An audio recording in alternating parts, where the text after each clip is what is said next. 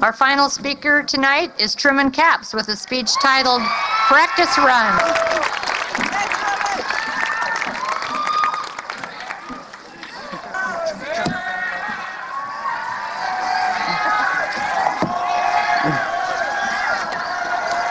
Thank you, thank you, thank you.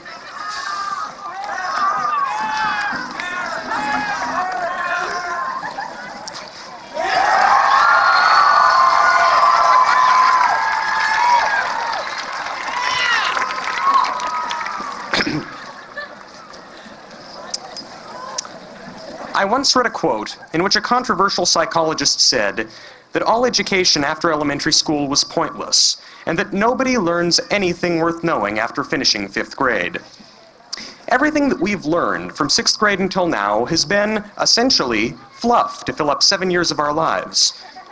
American history, chemistry, biology, literature, algebra, physics, anatomy, basket weaving, all are useless, apparently. What good is a knowledge of Chaucer going to do in the real world when you have a 9-to-5 job? By this logic, high school has been a total waste of time. There are 2 reasons why this is not true. The first reason is Ken Jennings. The second reason is that everyone needs a practice run.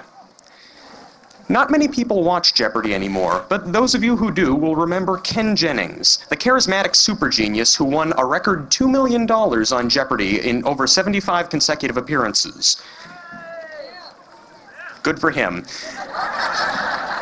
No matter what obscure category they threw at him, Ken Jennings was an expert.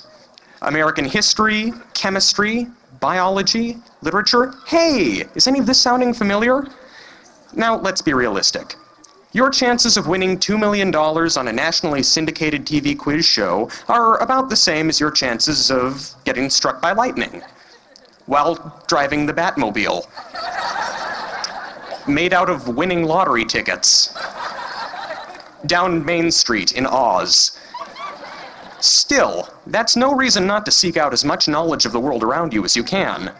Nobody ever died from knowing too much about the world. I am fairly certain that I will never need to know Avogadro's number, but knowing it can't hurt me anyway. In high school, we've reached the point in our educations where the things that we learn aren't strictly necessary for us to get a job, but are instead necessary to turn us into interesting and cultured people. The second reason that high school is important is because everybody needs some practice on how to live.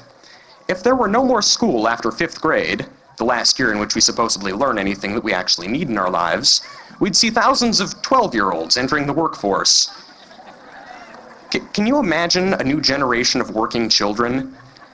Kids would gather around the water cooler at the office and discuss last night's episode of SpongeBob. Power plants would shut down for multiple potty breaks.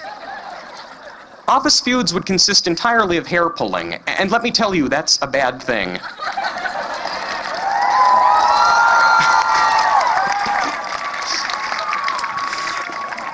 It's obvious that between the age of 12 and the age of 18, a person learns a lot about his or herself and the world around them, things that don't necessarily come up in an episode of Jeopardy or on a final exam. When I was 12, I was terrified of girls and I wanted to work for the CIA. Now, I don't want to work for the CIA anymore.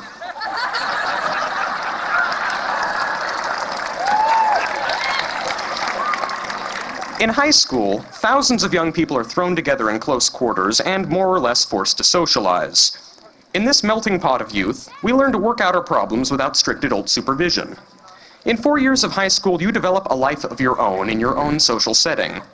The school provides activities like athletics, music, and drama, and thus you get to meet people with similar interests.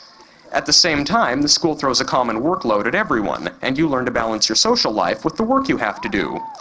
You learn to choose between play and work.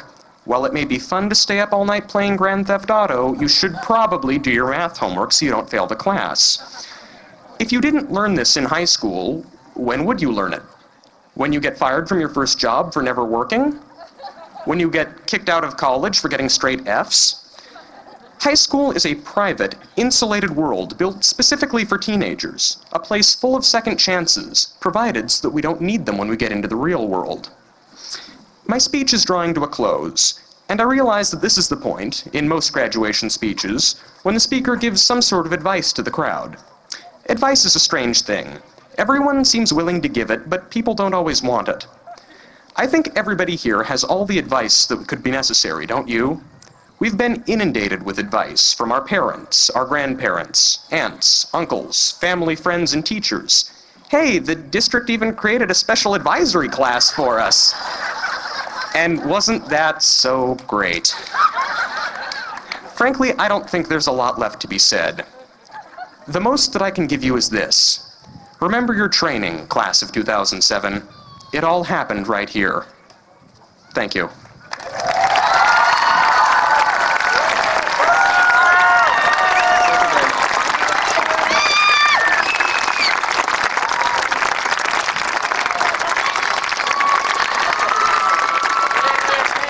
Thank you, Truman.